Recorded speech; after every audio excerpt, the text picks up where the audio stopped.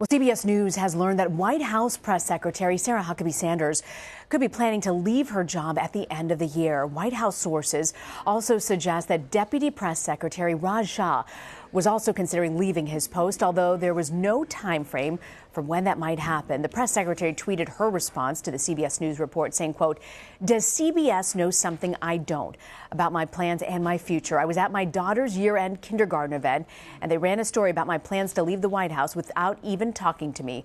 I love my job and am honored to work for the president." CBS News White House reporter Jacqueline Alemany, who broke the story, joins me now from the White House. So, Jackie, Sanders' tweet didn't deny the crux of your reporting, which is that she will eventually be leaving the White House. So do we know why Sanders and Shah are actually looking to leave at this point?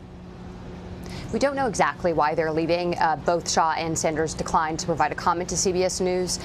But we do know that Sarah is coming up on her one-year anniversary as White House press secretary. She's outlasted Anthony Scaramucci and Sean Spicer. But as you all know, as everyone sees on a daily basis, although press briefings aren't held as often anymore, she has a pretty tough job defending the president. We can report that, as early as a few months ago, when Sarah Sanders was dealing with the Rob Porter news, the White House staff secretary who was accused of domestic assault, Sanders was frustrated with the lack of information coming her way and felt that she wasn't put in a great position by other staffers at the White House and that they weren't as forthcoming with her about the information that they should be giving her so that she could better brief the press. And we most recently saw a few weeks ago, after Rudy Giuliani came out and said that the president actually had dictated a statement to Don Jr. months ago, White House reporters pressed Sanders on whether or not she knew she was lying or she just didn't have the accurate information at the time. Was she lied to?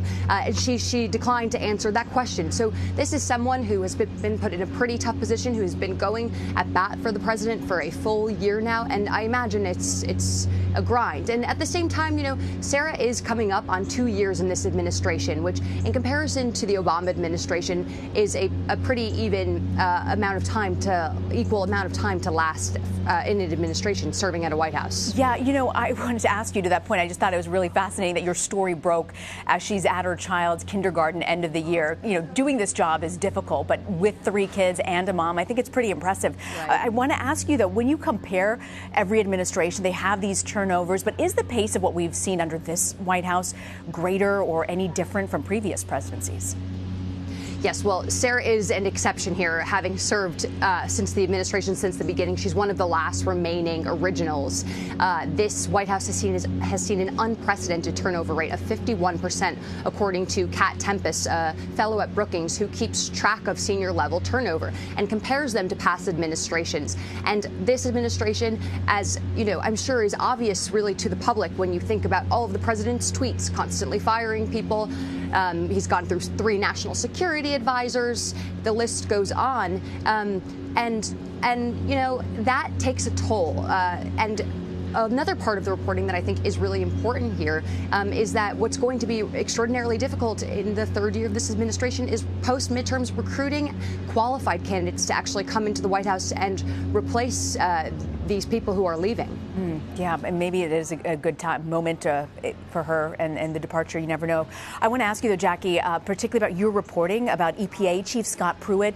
He's faced a slew of ethics controversies and corruption claims. And yesterday was interesting. Right. Republican Senator James Inhofe, he came out and seemed to suggest that Pruitt may actually need to consider resigning. Do you get a sense that this is a turning point?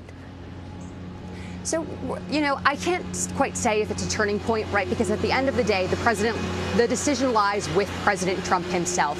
There's really only one person calling the shots here, and the president is still apparently on Scott Pruitt's side, and he will not be fired until the president turns against him. But it is remarkable that an ally of Pruitt, from his own home state of Oklahoma, has come out against him. We still, though, have not seen any Republican senators call for Pruitt to resign over his various dozens of ethical entanglements and investigations. But Republican senators have finally come forth and been very explicit with their criticisms of Pruitt, calling his stories about Chick-fil-A, Ritz-Carlton moisturizers, and overspending, embarrassing for this administration. But again, we saw President Trump last Friday say that while Scott Pruitt wasn't blameless for these reports, he was doing a good job and he wasn't going anywhere.